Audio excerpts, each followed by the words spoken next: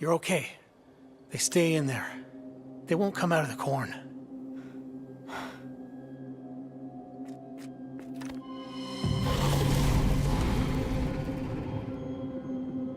It took a few minutes to really sink in after he pulled me up onto the rock. All of it happened so fast.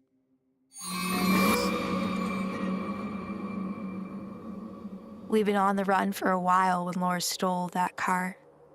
She didn't realize how little was in the tank, so we were scoping out the back roads for easy gas to siphon, and I saw the truck left out at the edge of the field. Should have been easy enough. Those things hiding in the crops, whatever they are, came out of nowhere. I don't know how long the boy had been stuck out here exactly. I didn't ask. Days, maybe. Long enough for him to be fairly sure the things that attacked us wouldn't come out from the corn. We were safe up here. Or at least, I was. He was hurt. Even though he tried to hide it from me, I knew it was bad once the sun came up and I could see how much blood was on the rock. Either way, we were both in serious trouble. These roads are dead quiet almost all the time, so there's no way to know when help might roll around, or if it even would. The old truck belonged to his grandmother, who he had come out looking for. They lived alone, just the two of them. There was nobody else who would notice they were gone. Not anytime soon, anyway. The way he spoke made it clear that he didn't know if she had made it out or not. I didn't have the heart to tell him about the body I saw sticking out of the dirt as we ran. What was left of it.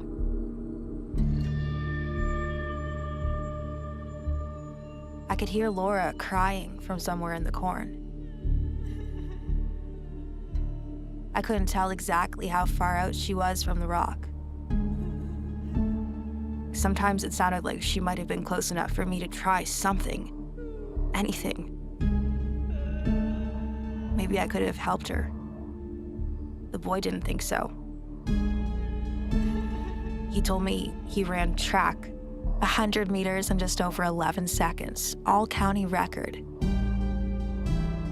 Those things in the field were faster than him. They'd be faster than me.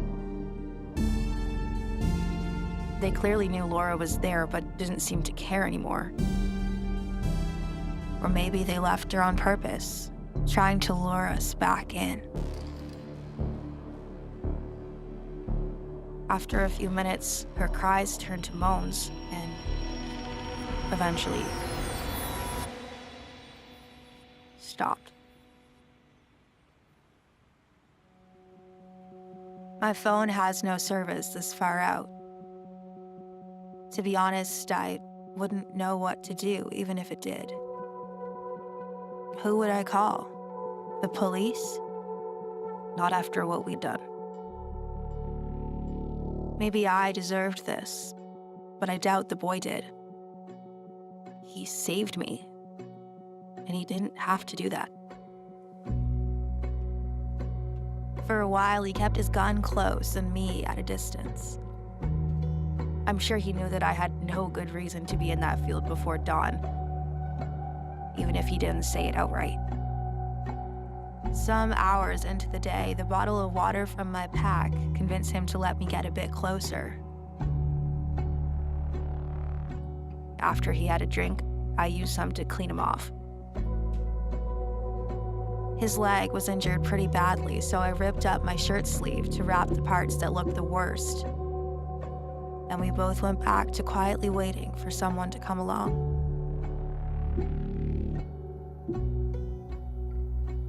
I offered the boy a cigarette at some point. My lighter was gone. Must have fallen out when I was running through the field. He had one though.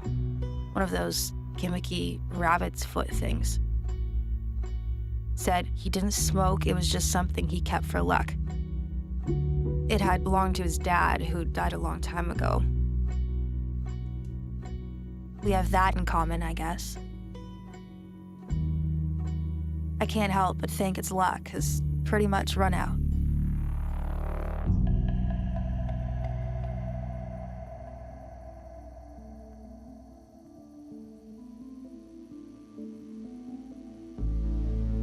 By sunset, we hadn't seen a single car pass by. I've never been very good with being stuck in one place.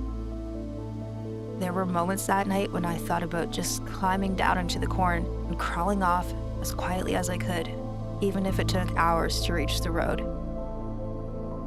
Or maybe I'd just run for it. Screw the all-county record. See if I could make it out before those creatures could take me. I would have thought they had to sleep sometime, but those deep, shaky howls they made every few minutes were a constant reminder that they were still out there, ready for me.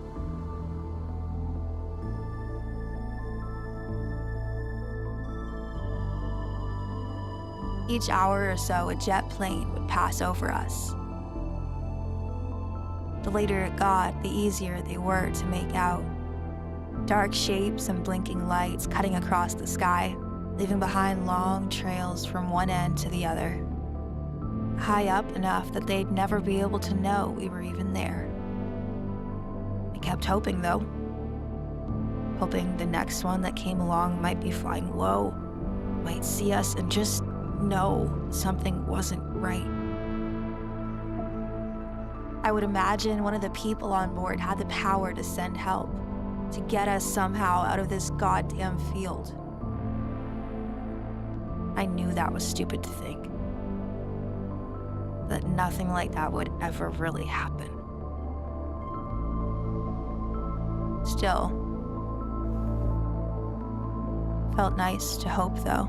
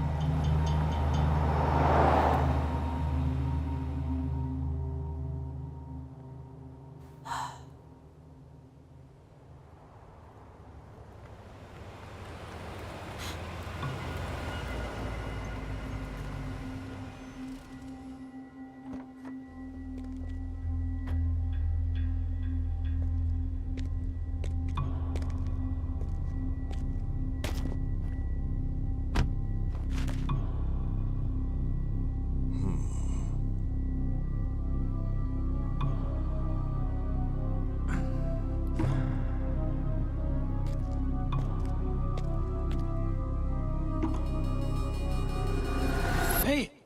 Hey! Over here! Huh? Hey! Hey! Over here! Damn kids.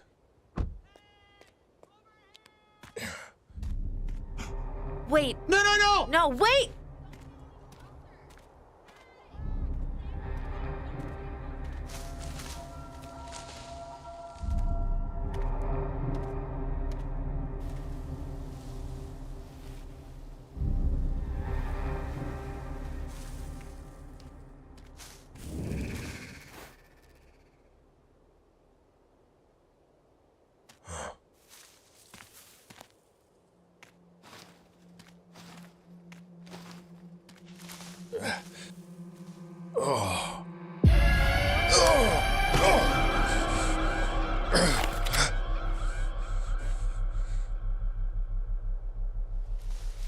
Hey, come on out of there.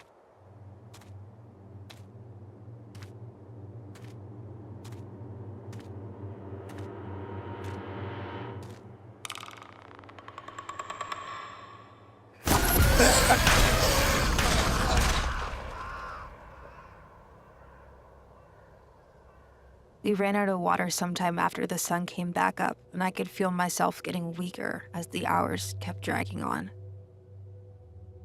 The boy had it worse. He was tired, shaking sometimes. And the blood, he'd lost a lot of it.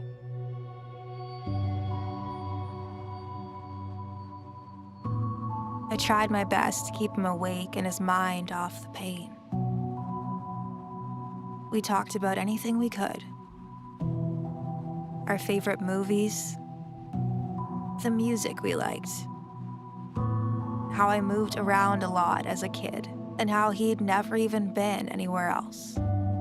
He'd spent his whole life in this one town. He said his grandmother told him this all used to be trees and stuff at one time. But the night the rock fell from the sky, it cleared this whole field. Back then, to remove it would have been more hassle than it was worth. So they just planted around it. Everybody called it the Devil's Rock. No one really knew why. Or if they did, they just never said. The crops here grew like crazy, though, as if the land itself had been changed somehow.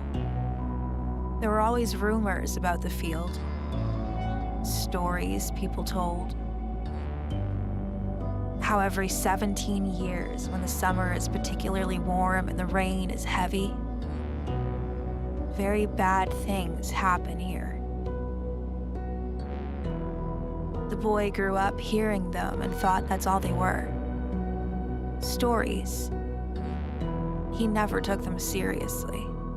At least, not before those things in the field appeared, anyway. What the hell are they? Why won't they ever come out of the corn?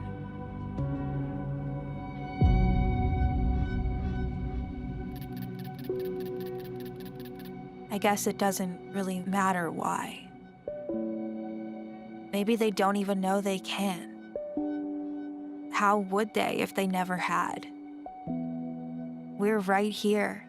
It would have been so easy to take us if that's what they wanted. All they had to do was something different.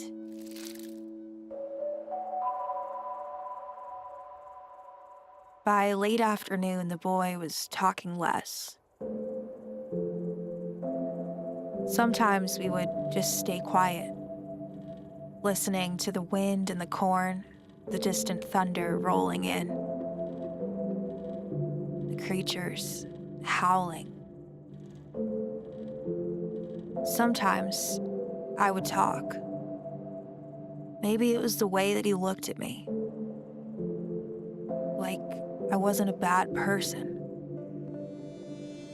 Maybe it was because he reminded me so much of my dad.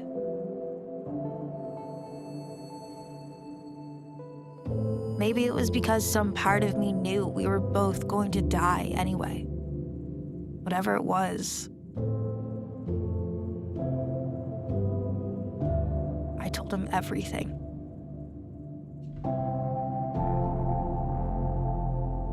I told him about that stupid camp up north I was sent to, how me and Laura escaped, how we held up a Q-Mart in Hamlin County, how I needed the money and how nobody was supposed to get hurt, how I didn't know the gun was loaded, and how it just went off. I told him about how after I ran, kept running, how it felt like if I could run fast enough, it wouldn't catch up to me. What I did. I told him everything. Almost everything. I never told him that I took the money. I left that part out.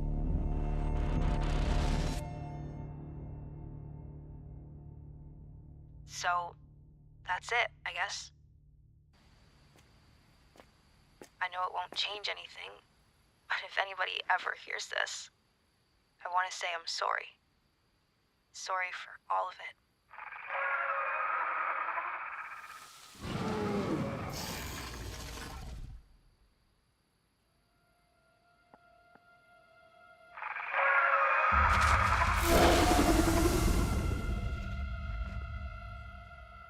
Holy shit. What's going on? The creatures.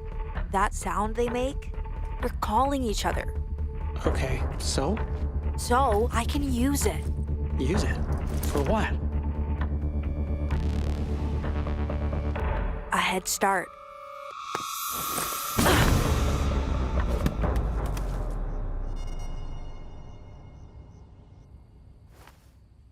Here. For luck. Thanks. I'll slow them down if I can.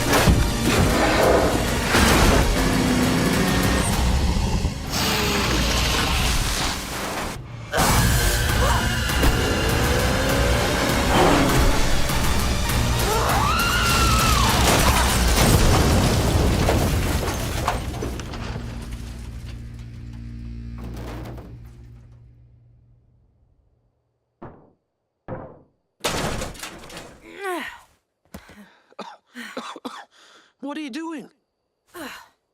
I don't know. Something different.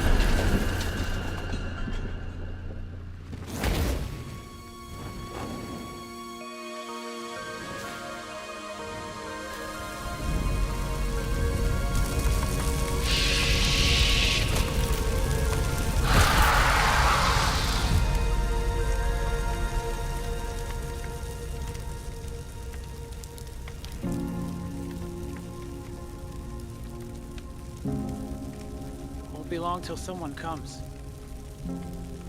They'll see this from town. Yeah, I know. I think I'm done running.